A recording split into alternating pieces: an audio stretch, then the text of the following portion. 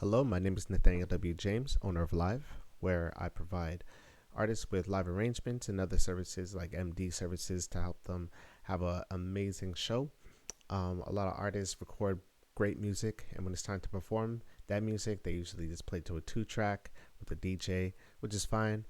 But for the artists that are looking to enhance their show and really perform on that stage like we all love to do, I help with that, and it's become really part of my my passion and my drive to make sure that the artist is happy and that they remember that the stage is theirs. They can do whatever they want with it. Today I'm just going to be sharing with you guys a quick arrangement that I did a while back with this artist named Raspberry Skyy. I'm just going to be going through all of my arrangements. I've done about 100 in the past year and change, and I just figured that maybe you guys would like to hear some of my ideas and some of my approaches. And if you guys would like to book me, you guys know how to find me: Instagram, Nate the producer, and I'll also put some more links to reach out to me in communication. But let's get into it. I'm gonna start just by showing you guys what he sent me originally, and then I'll show you guys what I did for the arrangement. All right, let me see if this works. There you go. So right off the bat, when I heard this, I was like, ooh, vibey R&B track. Yeah. Tripping lobster plates ain't gonna be nothing when I'm in it.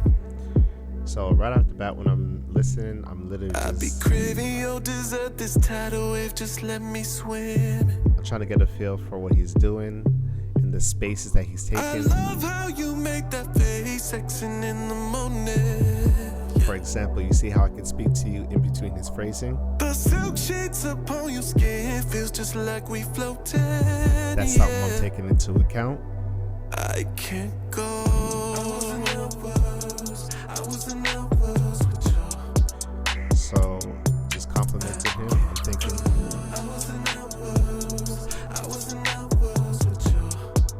I'm gonna drive that feel, that push. I'm gonna push that. So baby, tell me how you want it. Let me put you on it, get you on my schedule. Right. He already gave me a stop, so I know what I'm gonna do with that. I'm only at top of the moment. Just tell me you want it. I know that you're feeling this vibe. Yep. Tonight I can't go. Girl, just hit me up on my way. No need to play along. I'll be over in a minute. Girl, get ready. We gon' get it on. I love how you make that face sexing in the morning. Make it feel bigger. It's the second verse, so. The silk sheets upon your skin feels just like we floated, yeah. Going back into the chorus, so it's gotta look like that. He already has the break. Rocking it out.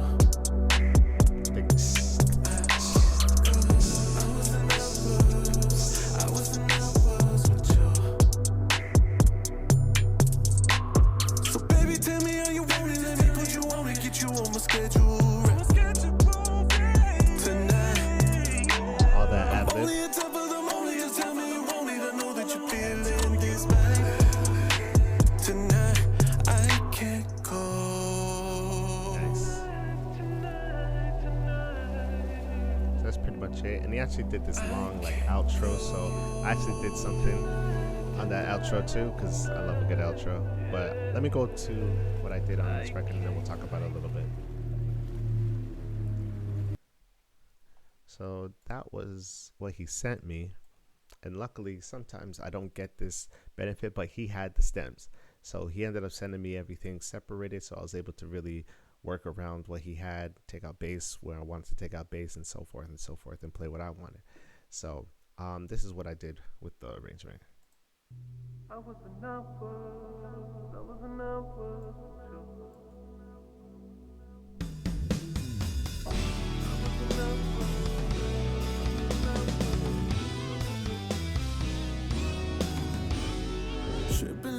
Plates ain't gonna be nothing when I'm in. So yeah, right off the bat, I want it to be really big, dramatic, and then I be craving your dessert, this tidal wave, just let me swim. I love how you make that face sexing in the morning. So it's just a way to kind of fill that space and introduce the live elements. The silk sheets upon your skin feels just like we floated, yeah. I can't go. So that's a hi-hat that I was feeling.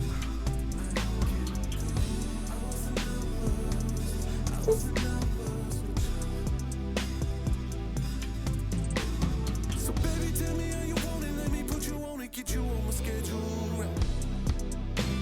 Tonight, I'm only a top of the Yeah, I like all the space he gave, so I really wanted to make sure that I was giving him a lot of space too.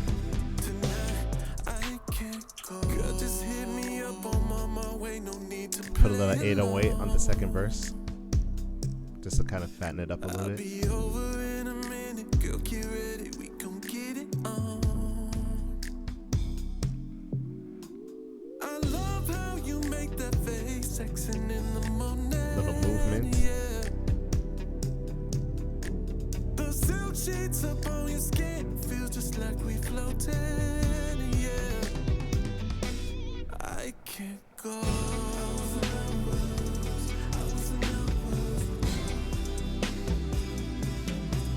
Little lead.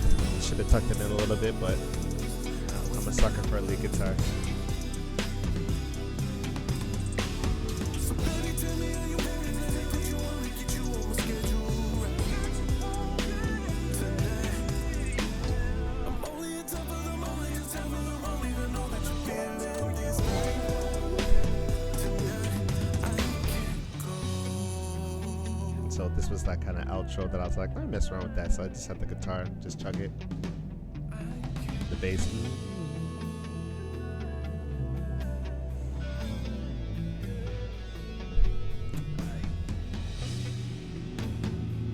Drums are doing their thing. Anyway, so that was like the little outro thing that I did there. I just felt like he was going to be on stage. I didn't know if that was going to be like a moment that he wanted to have on stage. You know, maybe he's going to be talking to them or whatnot. So I was like, let me just leave it open and kind of like a bed for him to sit in. So that was my approach to his song, Hours and Hours.